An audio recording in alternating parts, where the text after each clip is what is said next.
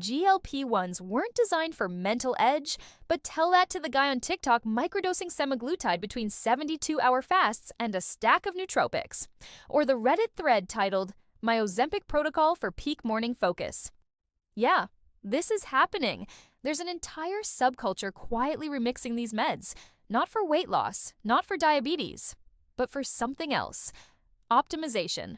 Hey, I'm your pharmacist, and today we're cracking open the world of GLP-1 biohacking. This is less ask your doctor and more ask your Discord. So, what happens when the appetite drugs become enhancement drugs? Let's get into it. First, a quick reset.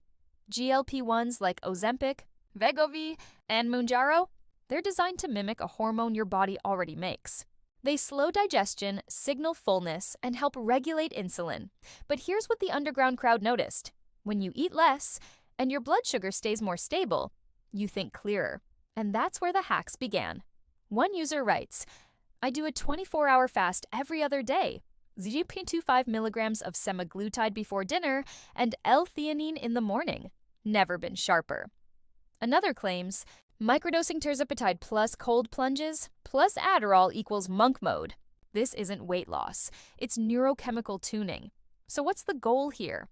Sometimes it's cognitive focus. Sometimes it's emotional flatness. Yes, on purpose. Less drama, less hunger, less impulse. One podcaster called it a lifestyle tranquilizer that boosts willpower.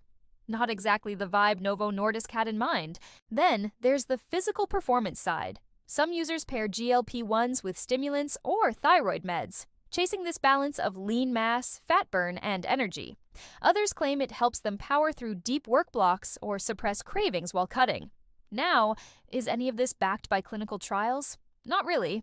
In fact, the stacking combos you see in wellness subreddits often combine GLP-1s with compounds that have not even been studied together. Think modafinil, low-dose naltrexone, injectable B12, even peptides. It's like pharmaceutical jazz. And just like jazz, sometimes it sounds amazing. Other times, it's chaos. Here's what worries me, though. There's this creeping vibe that GLP-1s are safe enough to play with. Because they're prescribed. Because they're everywhere. Because, hey, everyone's doing it. But mixing them with stimulants or fasting aggressively can tank your blood sugar. Pairing them with SSRIs or SNRIs, that's a serotonin stew waiting for a side effect. And long-term, we don't know what stacking these meds does to your metabolism or your mental health. But here's the thing. I get it. Biohacking culture isn't about safety. It's about agency. People want control. They want performance. They want to feel something again, especially after years of brain fog, binge cycles, or burnout. And in that search, GLP-1s have become a kind of quiet companion, a foundation, a launchpad for self-upgrades. Whether that's brilliant or reckless, that depends on who you ask.